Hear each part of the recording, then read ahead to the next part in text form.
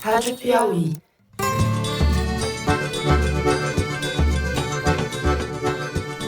Olá, está começando mais um Foro de Teresina, podcast de política da revista Piauí.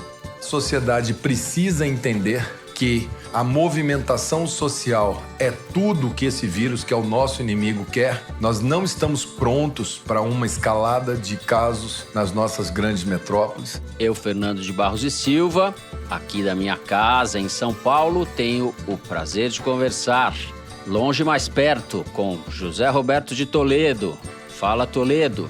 Opa! Algumas pessoas no meu governo algo subiu a cabeça deles, mas a hora dele não chegou ainda não, vai chegar a hora dele. Amém. E a minha caneta funciona. Malu Gaspar, no Rio de Janeiro. Fala, Malu. Oi, gente. Oi, meninos. E conosco, o repórter de ciência da Piauí, Bernardo Esteves, que estará aqui nas próximas semanas ou próximos meses, enquanto a pandemia durar. Fala, Bernardo. Oi, pessoal. Para poder receber o auxílio emergencial, o governo preparou esse aplicativo que está aí na tela, já está disponível nas lojas do Google e Apple. Então, antes de começar o programa, eu quero fazer um pedido de desculpas em nome da equipe do Foro pelo áudio, a qualidade do áudio da Malu, que gravou em condições precárias. Ela estava dentro de um submarino, no banheiro de um submarino, a quantos mil pés abaixo do mar? Tipo isso. O áudio foi corrigido para essa semana, a gente espera que vocês possam ouvir a Malu direito. O problema foi a gente não ter avisado vocês que a gravação tinha ficado ruim, a gente pede desculpa por isso. Gente, mas agora eu já tô gravando num lugarzinho legal. Antes da gente ir aos assuntos da semana, o Bernardo tem um convite para fazer para vocês. Fala, Bernardo. Então, pessoal, eu queria convidar todos vocês que estão aí de quarentena para ouvir o episódio dessa semana do A Terra é Redonda, que trata justamente da pandemia desse novo coronavírus. E a gente discute que lições a gente pode aprender do combate a outras pandemias do passado, quem é esse inimigo invisível que está prendendo todo mundo em casa e como é que a gente sai dessa pandemia. Bom, feito o convite, e eu recomendo que vocês ouçam o programa que está muito bacana mesmo, vamos para os assuntos da semana. A gente abre fazendo um balanço da situação da pandemia no mundo e das perspectivas das próximas semanas no Brasil, como o país tem se preparado ou não tem se preparado para a fase mais crítica da contaminação.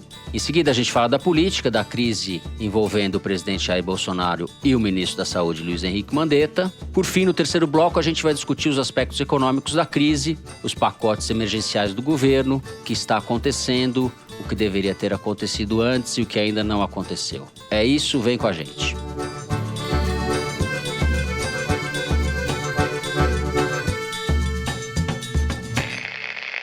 Muito bem. Nessa quarta-feira pela manhã, quando gravamos, a pandemia de coronavírus havia alcançado mais de 1.400.000 pessoas, 82 mil mortes pelo mundo, a Itália liderando o número de mortes, seguido pela Espanha, e o número de casos é maior nos Estados Unidos, são quase 400 mil casos de pessoas infectadas. No Brasil, os números vêm escalando de maneira exponencial. Hoje, quando gravamos, já são cerca de 700 mortes, 114 delas só na última terça-feira. E, Bernardo, as projeções são muito preocupantes porque a gente terá um período longo aí de agravamento da pandemia no Brasil. Os meses de abril e maio serão meses de subida do número de casos e as projeções, que não são muito claras, eu queria discutir isso um pouco com você, dizem que no final de maio, início de junho, o Brasil deve estar no pico da pandemia. Ou seja, a gente tem muito tempo pela frente e me preocupa a questão do isolamento social que vem sendo relaxado no Brasil, além do fato de que o governo federal, o presidente da República, é um incentivador de que as pessoas saiam de casa. Então, tudo isso somado, eu acho que as perspectivas são bastante preocupantes. O que você destaca nisso daí?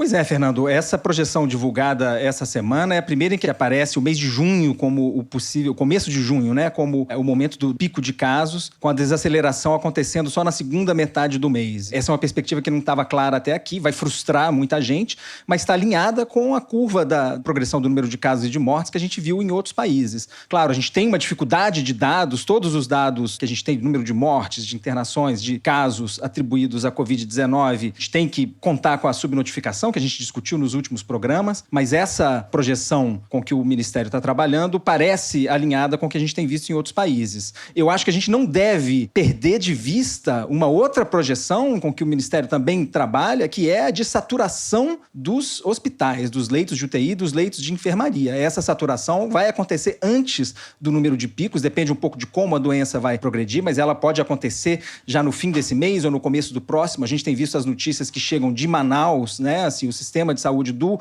Amazonas provavelmente será o primeiro a colapsar, e essa é uma notícia que vai surpreender aqueles que apostavam que esse vírus não se espalharia com muita facilidade em ambientes muito quentes. O que projeta uma situação bastante dramática. Fernando, a questão é que a epidemia no Brasil não é uma só. A epidemia tem epidemia em São Paulo e tem epidemia em Manaus, e tem epidemia em Fortaleza, e tem epidemia no Rio de Janeiro. E dentro de São Paulo tem a epidemia na Zona Oeste rica, que hoje conta com 58% dos casos dentro da cidade de São Paulo, uma área que não tem nem 20% da população, e é muito diferente do que a gente está vendo, por enquanto, ainda na extrema zona leste da cidade, onde é muito mais populosa e tem poucos casos. Então, o problema que eu vejo é o seguinte: a gente não pode querer planejar a saída da quarentena baseados em dados que são muito subnotificados e, segundo, muito desiguais geograficamente. A gente fez um levantamento aqui no site da Piauí para avaliar como é que estava a subnotificação. O melhor indicador que a gente tem para isso é o número de internações por síndrome respiratória aguda grave em todos os hospitais, que é um dado que o Ministério da Saúde começou a divulgar faz algumas semanas. A proporção melhorou um pouquinho em relação ao que tinha sido em março, quando a gente tinha identificado uma subnotificação de 11 vezes nos casos de Covid-19. Agora, a proporção dos casos sem diagnóstico para os casos com Covid é de 7:1. Então, assim, pode até ter caído talvez pela metade a subnotificação, mas ainda é muito alta. Quer dizer, se a gente tiver 5 vezes mais casos graves do que o que estão sendo reportados, dá uma ideia do tamanho do desastre que a gente não está levando em conta. Se a gente sair da quarentena agora, portanto, vai ser sair no escuro. A gente efetivamente não sabe onde a gente está. Bom, tem uma boa notícia, que foi até o tema do Luz no Fim da Quarentena, o outro podcast que infectou o canal aqui do Foro de Teresina, que foi dada pelo nosso cientista residente, o biólogo Fernando Reinach, que é a seguinte: algumas universidades brasileiras já estão planejando, já estão se organizando para lançar uma pesquisa nacional para medir quantos % dos brasileiros já estão imunizados contra o coronavírus, ou seja, gente que ou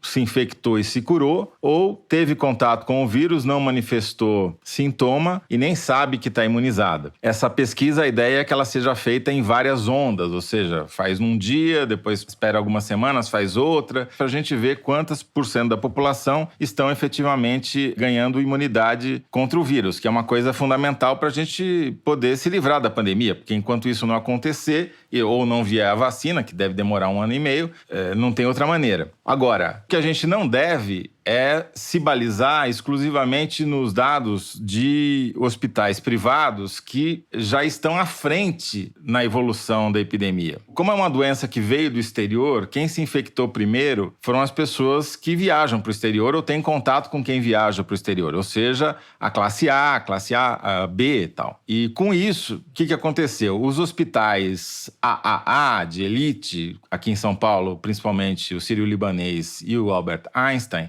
tiveram um afluxo de pacientes muito antes do que a rede pública. E hoje, os dados desses hospitais começam a indicar uma estabilização no número de internações e no número de casos. Não tem queda ainda. E ainda tem muita gente na UTI. Mas não tem um aumento geométrico como a gente vê em outros lugares do país. Isso significa que, para a classe AB, talvez a epidemia em São Paulo esteja chegando no pico e eventualmente possa vir começar a descer. Ainda não começou a descer, mas talvez isso aconteça. Porém, isso não significa que vai acontecer a mesma coisa na Vila Nova Cachoeirinha, no Lajeado ou no Jardim Ângela, entendeu? Porque lá a epidemia começou muito depois e o grau de infecção da população é muito menor. Você pode dizer, mas pode ser que eles nunca sejam infectados, pode ser que a quarentena tenha funcionado e não tenha havido contato entre a B e C, D e E, vamos chamar assim. Eu acho essa hipótese muito desejável, porém excessivamente otimista, porque a gente tem um caso precedente, que é o caso da epidemia de AIDS, que também começou na classe A e desceu para todas as outras classes socioeconômicas e foi muito pior nas classes pobres quando a epidemia chegou lá. Custou um tempo, então o alerta que eu faço é que talvez o que a gente esteja vendo nesse momento na cidade de São Paulo seja uma barriga da epidemia, onde a classe A, B já está ali talvez no pico, enquanto ela mal chegou na C, D e E. Eu quero falar um pouco da quarentena, mas antes vou passar para você, Malu. O que te chama mais atenção nesse momento da epidemia no Brasil? Não, vocês estão falando em leitos, em ocupação hospitalar, e isso estava me preocupando muito, porque, como vocês sabem, eu circulo aí nas redes bolsonaristas, estou nos apps e tudo, e eu tenho ouvido muito falar de uma tese que para mim, me pareceu muito esdrúxula, mas de qualquer maneira a gente tem que checar, que é a denúncia de leitos vazios. Então, o que os bolsonaristas estão falando é, vocês estão falando em doentes, mas os hospitais estão vazios, olha só que absurdo, não tem epidemia. Aí eu fui procurar entender melhor isso, e de fato, como o Bernardo falou, você tem sistemas estaduais próximos de realmente estarem da lotação ou do colapso e tal. Mas eu acabei consultando, achei um especialista em gestão de saúde, que era uma fonte antiga minha, que descobri que essa pessoa está assessorando vários estados, a pedido do Ministério da Saúde, na organização dos sistemas de atendimento a doentes do coronavírus. E aí ele observou que existe uma diferença muito grande de organização de alguns estados para outros e que, por exemplo, no Rio de Janeiro, que é um dos estados mais afetados, enquanto está construindo hospitais de campanha, que não são do governo, são doados pela iniciativa privada, você tem no sistema de regulação de leitos do estado 1.825 leitos que estão impedidos de serem usados porque não tem pessoal, não tem insumo, não tem cama, às vezes não tem o equipamento para botar aquele leito para funcionar. Você tem locais como o INTO, que é o Instituto de Traumatologia e Ortopedia, que é do governo federal, que é um hospital moderno, está com 146 leitos livres. Poderia ser um hospital de referência para doentes do coronavírus. E pode chegar, segundo esse especialista, a 350 leitos tranquilamente. Mas o que você não tem são estruturas médicas preparadas, não é isso? Você não tem as estruturas e, mais do que isso, você não tem gestão. Você não tem RH, você não tem... Às vezes não tem uma cama, tem um lugar para o leito, mas não tem a cama. Então eu fico pensando, essa foi a minha conversa com essa fonte. A iniciativa privada está pagando no Rio de Janeiro 45 milhões de reais para construir um hospital de campanha para 1.100 leitos. Enquanto você tem 1.800 leitos distribuídos pela rede que são impedidos de serem usados. O que deveria ser mais razoável? Você financiar uma forma de equipar esses leitos e trazer pessoas para usar lugares que já existem, que podem ser melhorias que vão ficar para depois da crise, ou construir uma mega estrutura de hospital de campanha na Barra? Outra coisa, pelo sistema de regulação, ele me mostrou isso, a gente conseguiu abrir o sistema de regulação e olhar, você consegue ver que tem vários doentes de Covid, tem um Czinho assim azul no sistema de regulação que mostra por leito, é possível você ver onde é que tem doente de Covid no Rio de Janeiro. E tá tudo misturado. Tem doente de Covid misturado com doentes outros, grávidas, diabéticos e tal, apesar de haver uma orientação de que sejam todos enviados para um hospital de referência. Então, o que eu quero dizer com isso? Apesar de todos os esforços, existe um sério problema de gestão que a gente não está conseguindo superar. E acontece no Rio, é o exemplo que eu estou trazendo, mas pode estar acontecendo em vários outros lugares. Você tem estados que estão bem organizados e estados que não. O que acontece? Se você não consegue organizar bem esse combate à epidemia, você não sai dela, porque ela vai ficar sendo transmitida dentro dos próprios hospitais. Então, a gente tem uma série de problemas anteriores que é preciso olhar para que a gente não corra o risco de relaxar a quarentena e depois ter que voltar atrás, que é o que todo mundo está dizendo que pode acontecer, né? O Wilson Witzel, por exemplo, liberou 30 municípios da quarentena desde que as pessoas não circulem de um município para outro. Mas e se tiver um doente, entendeu? É uma gestão complexa que não está sendo feita da forma adequada, me parece. Até na China, durante a pandemia, tinha hospitais vazios, porque foram designados para ficar vazios, para não misturar os pacientes de Covid com os outros pacientes. Então, você mostrar na internet, no Zap, vídeo do hospital vazio, não quer dizer absolutamente nada. É mais uma mentira de bolsonarista. Só isso. Mas descobrir isso também assusta, né? De que você tem essa falta de organização, né? Vale lembrar também, Malu, que a estrutura é muito desigual nos diferentes estados, né? A gente tem os estados mais ricos tendem a ter uma rede hospitalar mais capilarizada e maior, e que os estados estão enfrentando ritmos diferentes da pandemia, né? Chegando no Brasil. Eu conversei essa semana com médicos que estão na linha de frente do combate ao coronavírus nos hospitais, nas UTIs, e peguei retratos de momentos muito distintos. Um médico de São Paulo, por exemplo, que é que está puxando o número de casos no Brasil. Em São Paulo já há hospitais que estão lotados e perto da saturação, mas falei também com um médico que está atuando em Petrolina, no interior de Pernambuco, onde estão começando a acontecer os primeiros casos mais graves. Ali ele está muito preocupado porque na cidade de Petrolina há apenas 8 leitos de UTI na rede pública para toda a população. A gente está tendo um problema crítico de falta de equipamentos. Por mais que na maioria deles ainda haja máscaras e equipamentos de proteção, ele disse que a perspectiva é que as máscaras durem por no máximo mais um mês e por conta disso eles estão usando por até 15 dias máscaras que eram para ser usadas durante apenas um turno. E, enfim, reina entre eles esse medo. Nem todos eles estão sendo testados. Aliás, a maioria deles não está sendo testada, porque não há teste disponível para todos eles. Um outro aspecto que me preocupa bastante é o relaxamento da quarentena. Em São Paulo, por exemplo, a gente tem um dado de que o número de passageiros em transporte de ônibus na cidade aumentou 28% em apenas uma semana. Em 30 de março, circularam cerca de 2.200.000 pessoas e na segunda-feira, dia 6 de abril, quase 2.900.000 pessoas.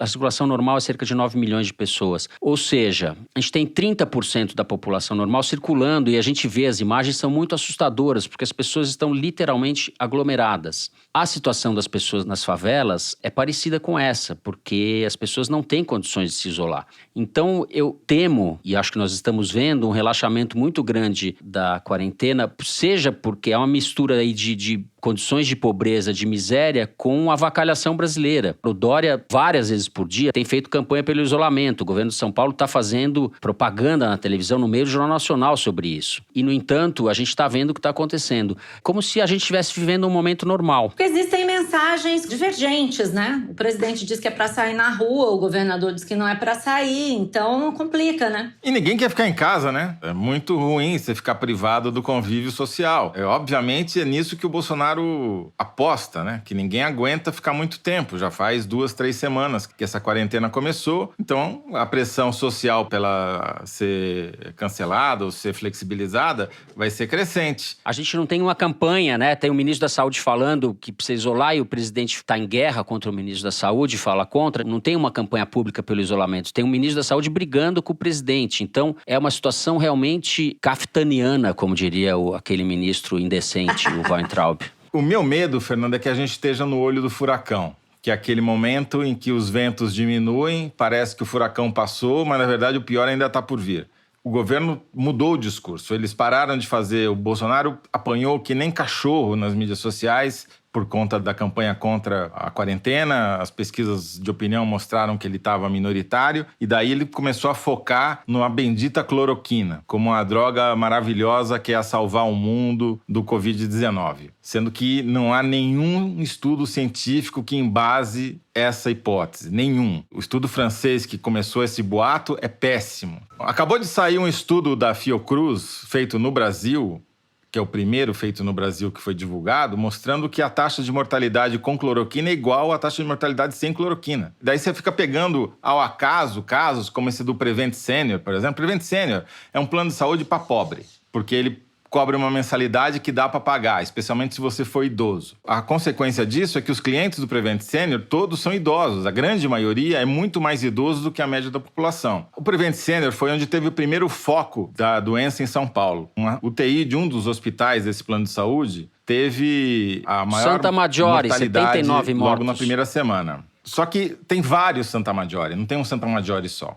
E em todos esses Santa Maggiore, como a população que frequenta é idosa, a taxa de mortalidade por Covid-19 foi altíssima. Desse daí que vocês estavam falando, que é o da Santa Maggiore e da Bela Vista, a taxa de mortalidade foi de 41% em março. De 61 casos, 25 morreram. No de Pinheiros, assim, foi 50%. Então, o que fez o Prevent Senior? Começou a mandar os pacientes a ficarem em casa e começou a mandar cloroquina para eles, para não entrar na estatística do hospital. Pode até não ter sido a intenção, mas Então, assim, o Bolsonaro embarca nessa. O Bolsonaro e vários apoiadores, né? Hoje mesmo ele está no Instagram dizendo que, como quem diz, venci a guerra pela cloroquina, porque a gente até vai comentar no bloco político. O Mandetta, depois do famoso dia do fico, deu uma declaração dizendo que não podia impedir que os médicos usassem a cloroquina e tal. E o Bolsonaro está querendo vender isso como uma vitória sobre o ministro. Agora, eu queria só contar uma coisa, que é o seguinte: apesar disso que o Toledo falou, outros hospitais também estão aplicando a cloroquina. Assim, conversei ontem com 2 jornalistas que estão cobrindo de perto essa crise em São Paulo, e os médicos dos hospitais como Einstein, Sírio e Beneficência Portuguesa estão aplicando. Só para caso grave, não para caso no começo. Quando a pessoa entra no hospital, né? Mas eu concordo com o Toledo. Eles estão querendo vender a ideia de que a pessoa tomando cloroquina em casa vai resolver o problema.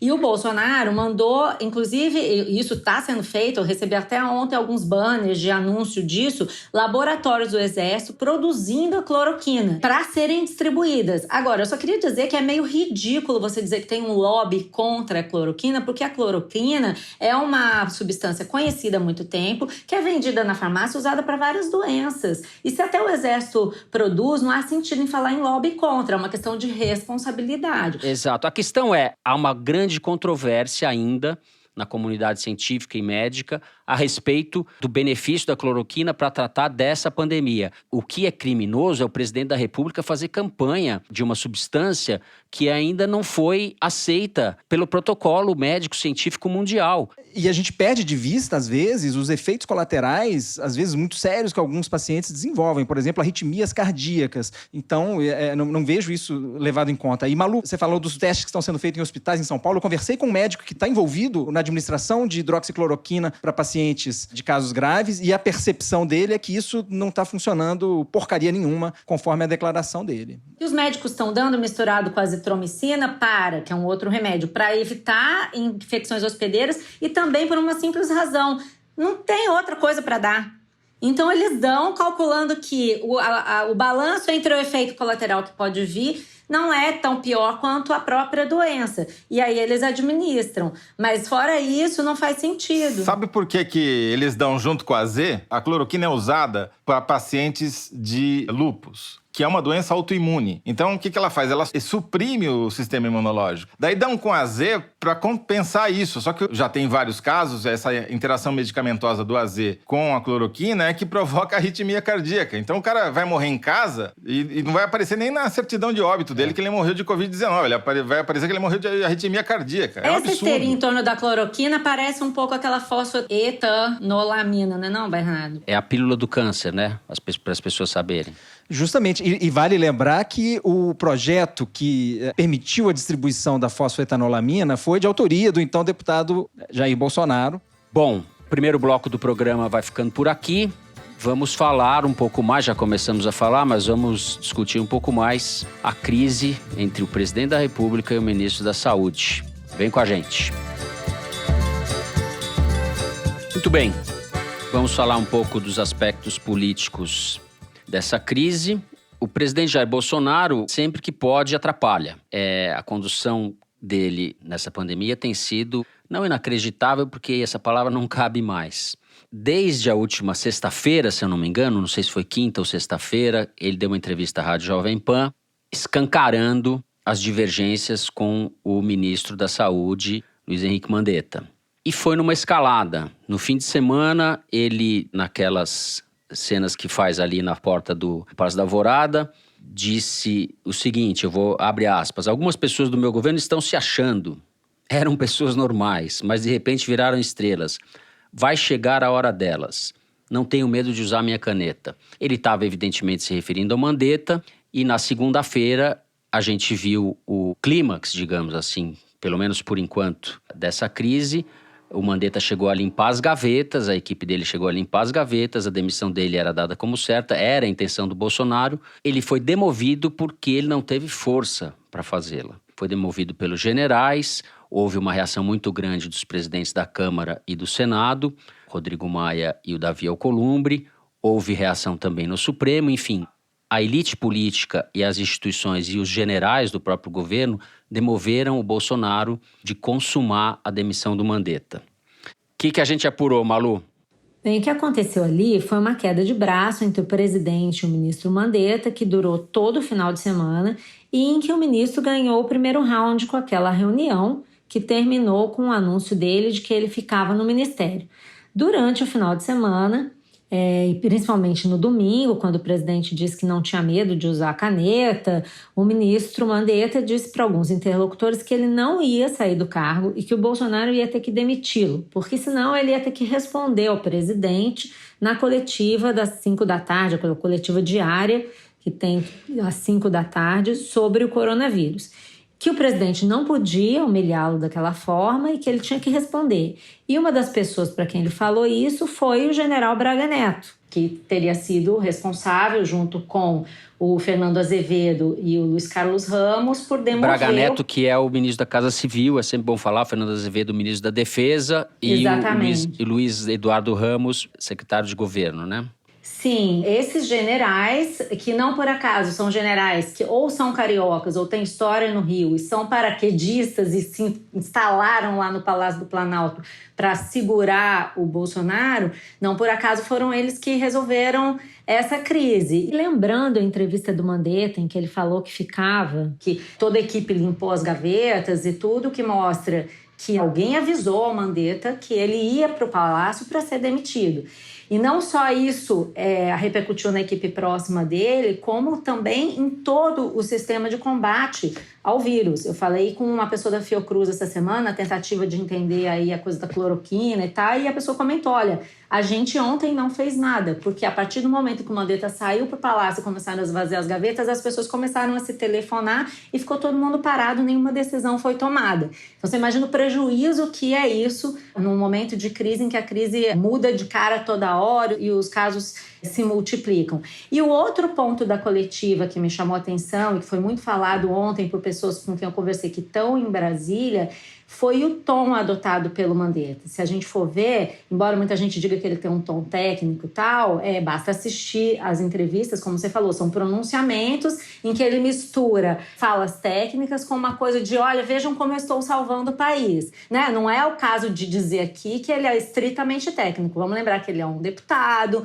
que ele fez campanha apoiado por entidades de saúde, planos de saúde. Ele tem toda uma história nisso aí e ele tem uma carreira eleitoral. Então, o que ele faz? No meio do pronunciamento, ele joga um tom político, ele faz propaganda de si próprio. E nesse pronunciamento, ele sambou na cara do Bolsonaro, né? Com o mito da caverna, citando o mito da caverna do Platão, com uma alegoria da razão, né? Dizendo que ia ficar com a ciência e meio como que, olha, eu vou fazer essa benevolência aqui, vou ficar para salvar o Brasil. Então, acho que a gente tem que tentar se situar de uma forma que a gente entenda que, de fato, Mandetta ganhou a parada do Bolsonaro. Isso não quer dizer que ele não vai tentar se recuperar aí, né? Mas eu acho que a cada vez que ele estica a corda, fica mais difícil.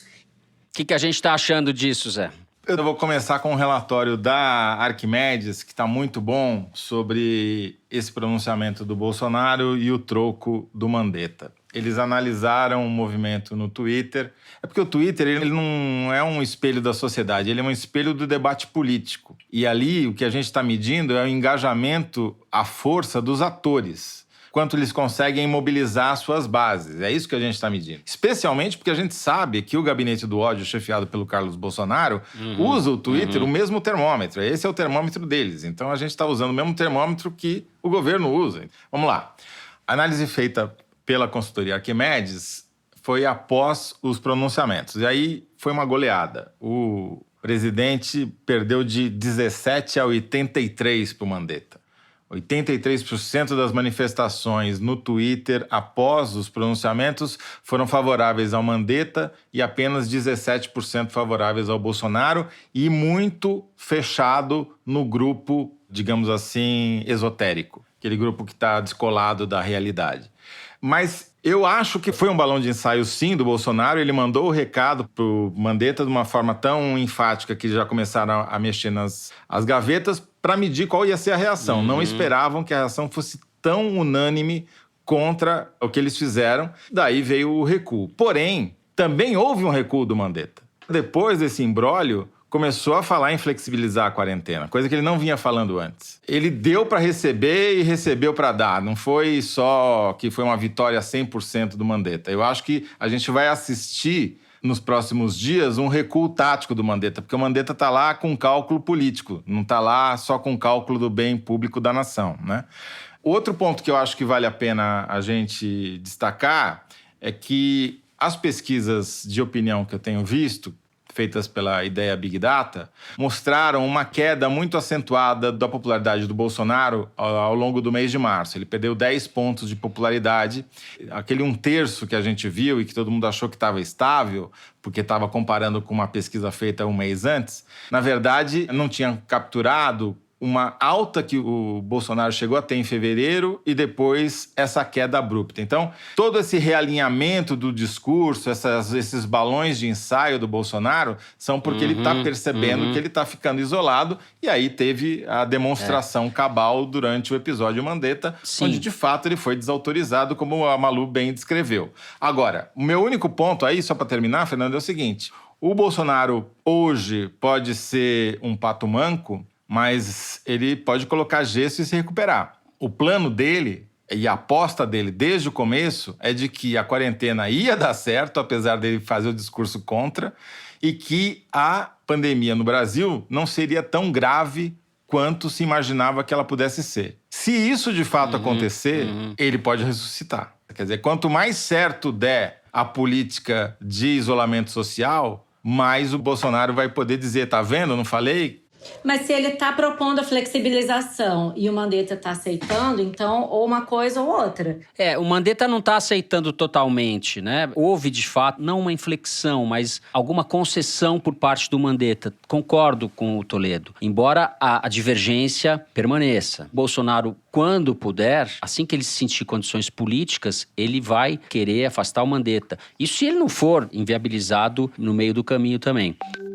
Pois é, e ontem o Bolsonaro avançou alguns pontos aí nessa batalha, exibindo um pronunciamento em rede nacional para repetir que a responsabilidade sobre as medidas de isolamento social são responsabilidade exclusiva dos governadores, quer dizer, não tenho nada com isso, e fez propaganda do uso da cloroquina na fase inicial da doença, usando o exemplo do médico Roberto Calil, que teve coronavírus e foi tratado no hospital com cloroquina e mais um coquetel de remédios. O próprio Calil deixou claro que não pode afirmar que foi a cloroquina que o curou, mas o Bolsonaro sugeriu no pronunciamento que foi. E assim, o médico do Lula, que até outro dia ele era chamado de comunista, virou o herói da pátria. E o presidente, pela primeira vez, se solidarizou com as famílias dos mortos. Claro, depois de 800 mortes. Só uma coisa sobre a cloroquina. O que o Mandetta falou ontem é que nada impede que os médicos apliquem a cloroquina uma vez que o paciente está internado. Até aí morreu Neves, está tudo igual. O presidente vai para o Instagram e faz uma postagem dizendo: vencemos a cloroquina, não sei o quê. O que a gente vai ter que acompanhar, por exemplo, é se ele vai conseguir botar essa Nise Yamaguchi, que é uma pessoa que ele quer botar no ministério, que está no comitê de crise. A gente vai ter que acompanhar, não é uma guerra com uma batalha só, né? São várias batalhas. Como o próprio Toledo mostrou aí com o levantamento da Arquimedes, houve praticamente um consenso contra o Bolsonaro. Isso para mim está claro. Agora, em relação às pesquisas de opinião, Me chamou a atenção um artigo publicado pela cientista política Carolina Botelho no Nexo. Ela é pesquisadora da PUC do Rio de Janeiro e ela chama a atenção para o fato de que o Bolsonaro está sendo reprovado por 46% das pessoas mais ricas no Brasil. Em dezembro, esse número era 28%, ou seja, subiu muito. Embora numericamente seja pequena, a elite é pequena, é um termômetro grande para mostrar o desgaste que ele vem sofrendo e para explicar o recuo dele em relação ao Mandetta nesse caso. Politicamente, a situação do Bolsonaro, mais do que nunca, vai depender do comportamento da cúpula militar, dos generais. Os militares, a rigor, não precisam nem dar golpe, porque o vice já é um militar. Basta que os militares facilitem o caminho para o impeachment. Isso estou falando depois que a epidemia passar. Eu acho que, por enquanto, isso está fora do horizonte imediato. É irônico não, é triste a beça isso, mas o futuro político do Brasil passa fundamentalmente pelos militares. Se eles fincarem o pé com o Bolsonaro, dificilmente o impeachment prospera. A gente está vivendo uma situação, Fernando, que é muito peculiar e talvez única na história do Brasil, que é o seguinte: está todo mundo posicionando as suas peças no tabuleiro, pensando para o cenário pós-quarentena, pós-pandemia. Porque durante essas próximas semanas e muito provavelmente meses, ninguém vai poder fazer nenhum gesto muito abrupto, como, por exemplo, iniciar um processo de impeachment, porque isso vai ser imediatamente lido como uma politização indevida de uma catástrofe social. Então, jamais o Rodrigo Maia vai cometer a bobagem de iniciar o processo de impeachment enquanto tiver quarentena e gente morrendo nos hospitais, né? Agora, tá todo mundo se posicionando para o jogo que vai acontecer quando isso tudo for superado.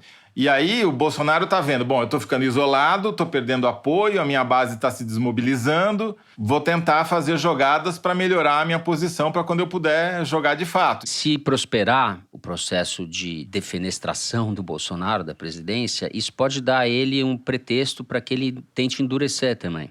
A epidemiologia é o mais importante, porque essa pesquisa que você citou, mostrando que a classe A foi onde ele mais perdeu proporcionalmente apoio. Por quê? Porque foi na classe A que a epidemia bateu primeiro. E o cara dizendo que era uma gripezinha. A epidemia não bateu na mesma intensidade na classe D e E, onde o Bolsonaro mantém a sua base de apoio hoje, especialmente entre evangélicos, onde que houve um discurso oposto do discurso científico, digamos assim, né? O que pode acontecer? Se a epidemia se alastrar no Brasil, e a gente torce, obviamente, para que não aconteça, o Bolsonaro está liquidado. Agora, se ela conseguir ser contida, se os governadores, o Sistema Único de Saúde, o SUS, os médicos, os heróis anônimos conseguirem vencer essa batalha, o Bolsonaro se beneficia disso politicamente. Ele ganha uma chance, ele ganha um respiro. E aí vai entrar a questão dos militares e a questão da economia, que é o que a gente vai falar no próximo terceiro bloco, que também não é uma coisa desprezível, né?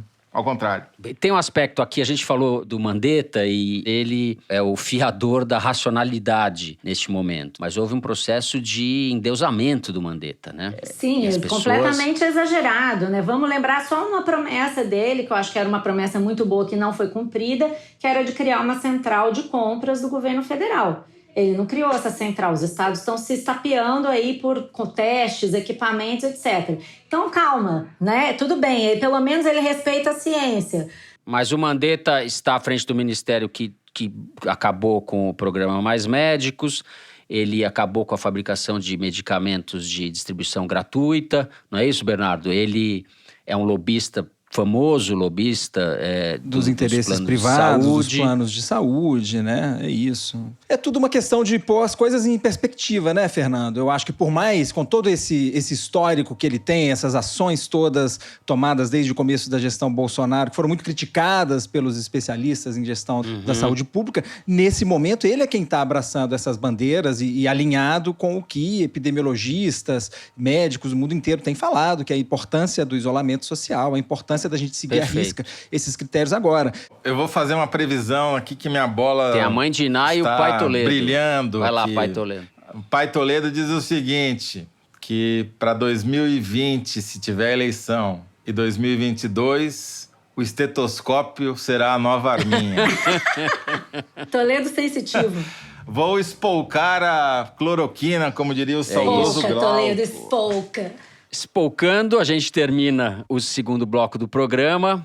Vamos agora para o número da semana. O Luiz de Maza, nosso diretor, vai falar pra gente Qual é o número que é tirado sempre da seção Igualdades, publicado pelo site da Piauí? Fala, Luigi.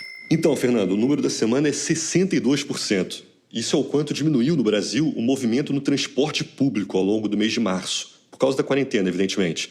Esses dados vão até o dia 29. A movimentação em locais de trabalho, como escritórios, prédios comerciais, etc., caiu só 34%. Esses dados foram compilados pelo Google, que usou o monitoramento de GPS dos usuários para saber onde é que tinha movimento e onde é que não tinha movimento. Essa diminuição nas ruas parece muita coisa, e até é, mas isso muda um pouco de figura se a gente compara com os nossos países vizinhos.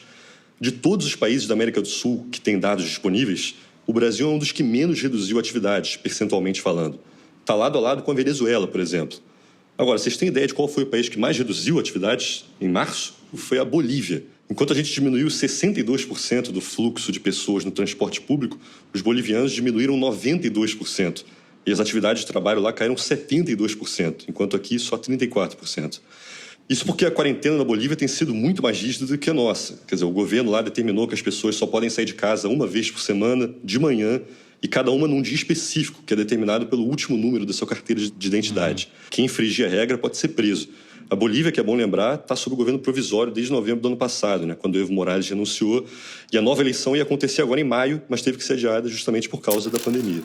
Esses dados são do Google e eles medem o movimento das pessoas se elas estiverem com o celular ou com o computador ligado e conectado no Google. Daí ele consegue medir por onde elas estão passando, por onde elas estão se mexendo e tal. Então, precisa explicar isso porque não é um dado puro, digamos assim, não pega todo mundo, Quem não tem conta no Google não aparece nessa pesquisa. Esses dados do Google corroboram o que a gente estava dizendo no primeiro bloco. O Brasil está fazendo isolamento de menos. Desde fim de março, quando foi feita essa pesquisa do Google para cá, nessa primeira semana de abril, já houve um relaxamento maior. A gente está vendo o transporte público de cidades como São Paulo muito mais cheios. A diferença fundamental está na ausência de uma política pública coordenada pelo presidente da República, de uma orientação clara. Há uma orientação clara no sentido oposto.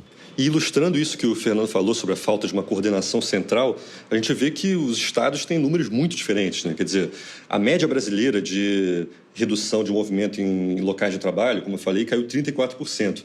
Mas se a gente vai ver a região norte, por exemplo, Pará e Tocantins, só caiu 19%, quer dizer, quase metade. Os estados do norte e centro-oeste são onde a mobilidade se manteve mais ativa. Olha só, existe uma ferramenta que mede isso todo santo dia de uma empresa chamada Inloco, que processa já o referenciamento por movimentação de celular. E ela está mostrando justamente isso, que o isolamento social chegou a um pico de 69% no dia 22 de março, que foi o primeiro final de semana depois do início da quarentena, e agora ela caiu a um piso de 50% no dia 1º de abril e está em mais ou menos isso hoje. Ela subiu, voltou, mas hoje, segunda-feira, 50% de isolamento social. Quer dizer, caiu 20%, mas é um indicador de que realmente está caindo. É isso? Vamos passar para o terceiro bloco, discutir a economia, ajuda emergencial de R$ 600 para os trabalhadores que o governo finalmente anunciou. Vem com a gente.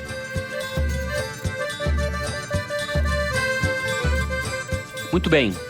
A gente tem visto em reportagens e pesquisas que a vida dos pobres piorou muito nessas primeiras semanas de epidemia. Há muitos casos de famílias que têm comida estocada para pouquíssimos dias. Na Rocinha já houve a confirmação de 5 mortes por coronavírus, o que indica que a epidemia tende a se alastrar nessas comunidades. E o governo, Malu, anunciou finalmente, com atraso, o cronograma de liberação do dinheiro, que vai ocorrer de maneira escalonada.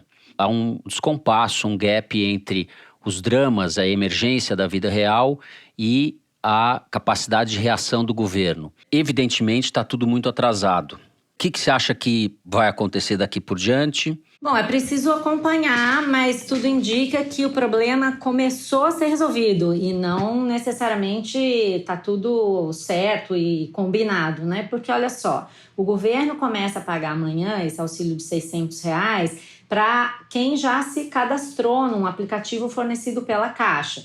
O Dataprev está cruzando os dados para ver se a pessoa se enquadra, né, no público que tem que receber esse auxílio emergencial.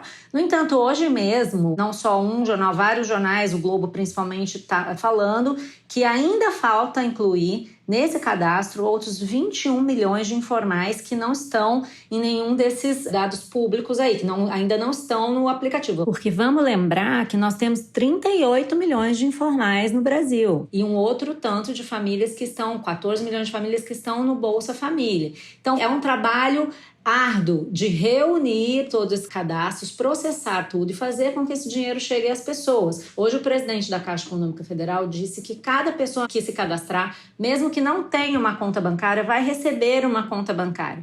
Parece tudo muito simples, mas é preciso cuidar para que essas pessoas consigam sacar o dinheiro, que elas consigam ir à lotérica ou à agência bancária. Tem todo um trabalho operacional que, como a gente falou na semana passada, anda lentamente por falta de coordenação.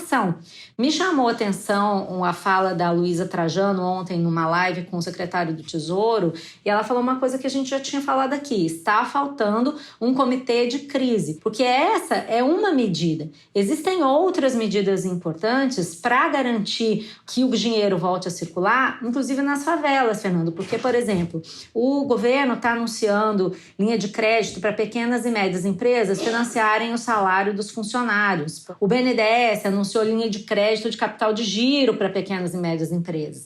Mas não existe ainda, entre todas essas medidas específicas para microempresas, aquelas com faturamento de até R$360 mil por ano, que não são nem o empreendedor individual, não são pipoqueiros, são empresas e que estão sem como se manter. Esse cara é o dono do boteco, é a dona da lojinha. São várias pequenas empresas que funcionam em periferias, também em favelas e outros lugares, e que não estão atendidas por nenhum programa.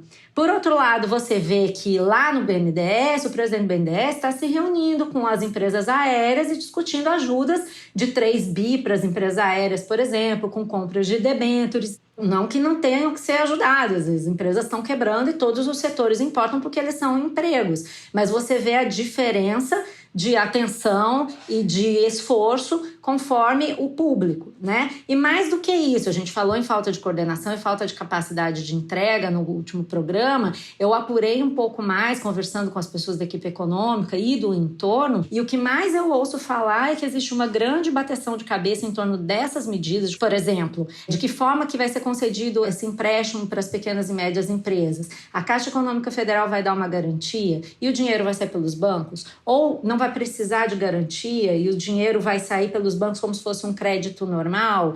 Ou dando garantia, não pode sair pela própria Caixa? E aí entram as intrigas políticas. Um quer que entre pela Caixa para poder fazer a Caixa ganhar maior importância no cenário político. Existe uma série de coisas que complicam, porque as crises elas fazem emergir o bom das pessoas, mas também fazem emergir o que tem de pior, né? E no meio de tudo isso, tem provocado especulações o protagonismo do presidente do Banco Central, Roberto Campos Neto, que tem conseguido implementar medidas rapidamente. O Bolsonaro gosta dele e a fábrica de fofocas de Brasília já fala que o Campos Neto está em alta e Paulo Guedes está em baixa. Fala-se em discussões internas entre os próprios secretários sobre que tipo de providências vão ser adotadas. Para dar um exemplo para vocês, no último dia 31 de março, o presidente Bolsonaro anunciou que iria suspender os reajustes nos preços de medicamentos por 60 dias. O secretário de Produtividade e Emprego, Carlos da Costa, foi contra a medida e falou isso para o ministro Paulo Guedes. E o ministro disse para ele que, se ele era contra, então que ele deveria se demitir. Ao final, a medida foi publicada. Essa suspensão do reajuste de medicamentos por 60 dias está em vigor, mas nem o ministro demitiu o secretário, nem o secretário demitiu o ministro. Ficou por isso mesmo. Então, existe uma bateção de cabeça gigantesca, existe uma falta de liderança do Paulo Guedes por tudo isso que eu estou te falando, não se consegue decidir o rumo a tomar, e isso atrasa mais ainda a implementação das medidas. Quem sofre mais? O que você acha? Você acha que as empresas aéreas vão ficar sem salvação ou você acha que as pequenas empresas vão ficar sem salvação? O Paulo Guedes está demonstrando que não tem esse poder de fazer as coisas andarem rapidamente, só para fazer um parênteses, para anunciar medidas e fazer marketing. Ele faz, né? A gente viu, eu falei aqui, estava faltando ele chegar no 1 trilhão, logo depois ele chegou, falou que as medidas chegariam a 1 trilhão. Nunca vi uma pessoa gostar tanto de trilhão. Mas as somas dos economistas estão dizendo que não chega a 1 trilhão, não tem jeito de chegar a 1 trilhão, mesmo que você faça toda a ginástica. O Alexandre Schwartzman, que é um economista que acostumado a fazer esses tipos de contas, publicou um artigo hoje dizendo que chega no máximo a 300 bilhões, somando inclusive coisas que já estavam previstas, tipo seguro-desemprego, antecipação de 13º. Então, o que eu quero dizer é o seguinte, me parece que continua o governo muito perdido. E isso é que é o problema. E aí não adianta o Bolsonaro ficar falando que todo mundo vai tomar cloroquina ou que vai romper o isolamento social, que as coisas vão melhorar. Todos os economistas dizem que os efeitos dessa crise sobre as empresas e sobre os empregos são muito, muito profundos. E aí eles vão durar por muito tempo, eles vão afetar a economia hoje e mais para frente. Eles vão afetar, inclusive, a forma como a economia se organiza. Só tenho 4 coisas para falar dessas medidas econômicas da caquistocracia do Bolsonaro. A caneta dele falhou, né? Não conseguiu demitir o Mandetta, mas a caneta do Paulo Guedes é ainda pior. Porque essas medidas que eles finalmente começaram a dizer que vão começar, talvez, quem sabe um dia, a botar em prática, são obviamente insuficientes, como a Malu já explicou, são atrasadas, porque faz 3 semanas que o país parou e os caras não planejaram nada, não tinham nada pronto, ou seja, deixaram todo mundo passando fome, são oportunistas, porque de carona o seu Paulo Guedes ainda acabou com o PIS, que é o programa destinado a funcionários das empresas privadas, que é uma contribuição usada para financiar o pagamento do seguro-desemprego, né? E são inadequadas porque vai ser através de um aplicativo de celular. Eu pergunto, o cara não está comendo, ele tem dinheiro para pagar o celular, a conta dele, para ter acesso à internet? O celular dele é capaz de instalar o aplicativo do Ministério? E as fraudes, que já tem milhões acontecendo, o cara usando o CPF do cara ou o número NIS dele para fazer o cadastro falso.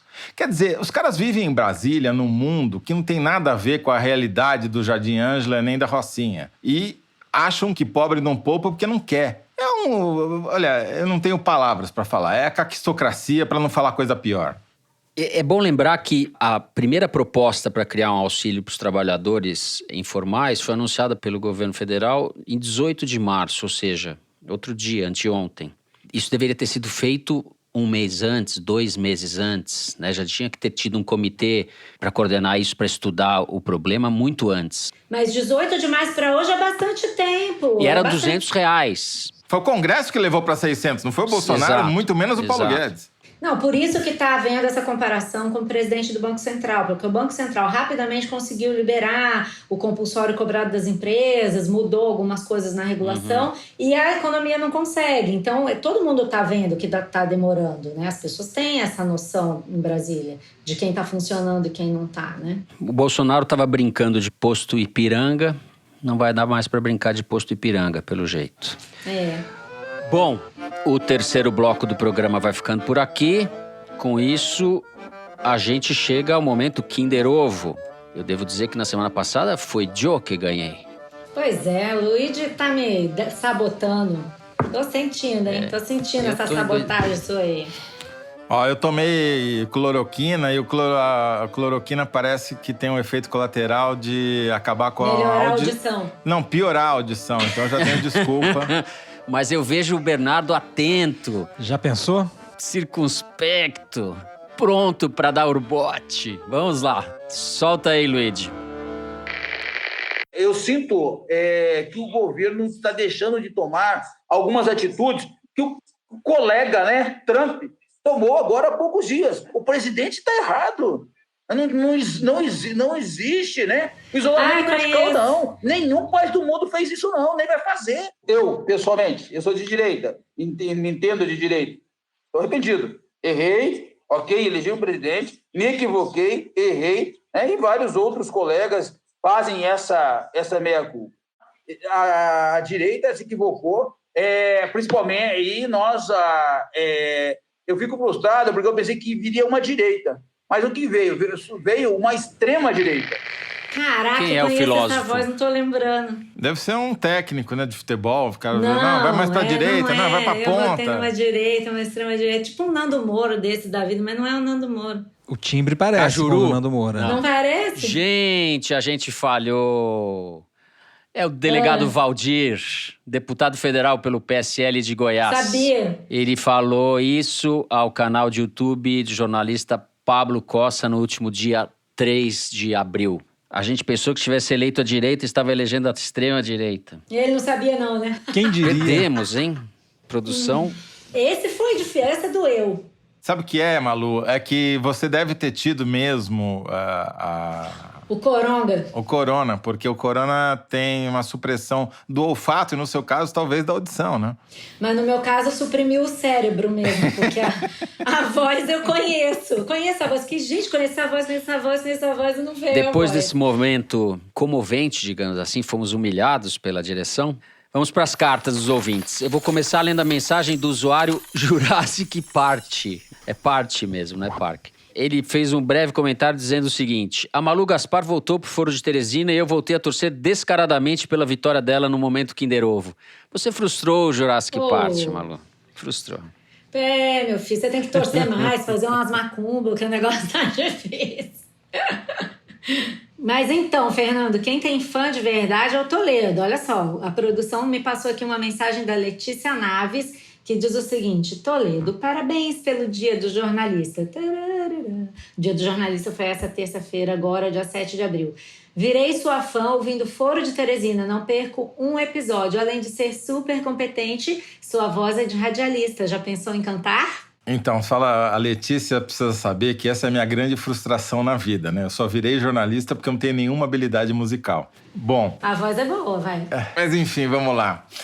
Queria mandar um salve aqui pro Luiz Heitzmann, que é um ouvinte exemplar. É o que todo mundo quer como ouvinte do nosso podcast. Porque olha só, ontem à noite ele tuitou: Revista Piauí devidamente assinada. Depois de ouvir o Foro, assinar a revista virou um imperativo moral. Muito bem. Meus parabéns. Esse é o... Isso aí, gostei de ver. Luiz Heitzmann, espero ter pronunciado o seu nome correto. E aproveito para avisar, então, que como a distribuição das revistas impressas está comprometida pela quarentena, a Piauí, que já está nas bancas onde conseguimos colocá-las, também está à venda pelo site da Livraria da Travessa para comprar exemplares avulsos. E eu queria aproveitar aqui, Fernando, para dar um agradecimento público a um médico que eu vou chamar de Doutor Diana, que me tem fornecido informações preciosas sobre o que acontece em hospitais e que eu não posso declinar o nome para não expô-lo. Então, vou aqui com esse pseudônimo que eu acabei de inventar, mas que ele vai reconhecer. Muito bem. E eu tenho um e-mail longo e bastante curioso para ler aqui, Fernando. Chegou, o e-mail quem mandou foi o Lucas Tostes e diz o seguinte: o Foro foi o primeiro podcast que comecei a ouvir com regularidade. Depois de ouvir alguns episódios, minha mente começou a imaginar como vocês seriam fisicamente. Faço uma breve descrição. Toledo, sua voz imponente sempre me soou como um jornalista negro, alto, com cabelo curto no estilo dread. Algo como o Super Choque, o super-herói daquele desenho animado. Fernando, sua voz conciliadora me fez imaginar uma pessoa de área intelectual, apreciador das artes e confeições árabes. Algo como uma versão intelectual e bem-humorada do Jafar, personagem do Aladim. Tá, eu gostei dessa caricatura aí. E Malu, sua voz assertiva me fez imaginar uma típica personagem americana, super trabalhadora, que cuida de várias coisas ao mesmo tempo e dá conta de fazer tudo. Algo como uma Sandra Bullock, com a atitude de Julia Roberts em Erin Brockovich. Muito bom, Nossa, muito bom. arrasou, hein? Você tá bem na fita, ainda uma inflacionada no Fernando, mas tudo bem, a gente aceita. Lucas, no meu caso, você acertou 100%. Opa, arrasou. Depois dessa bela mensagem, o programa de hoje vai ficando por aqui. Foro de Teresina é uma produção da Rádio Novelo para a revista Piauí, com a coordenação geral da Paula Scarpim. O nosso diretor é o Luiz de Maza, as nossas produtoras são a Mari Faria, a Yasmin Santos e a Luísa Ferraz.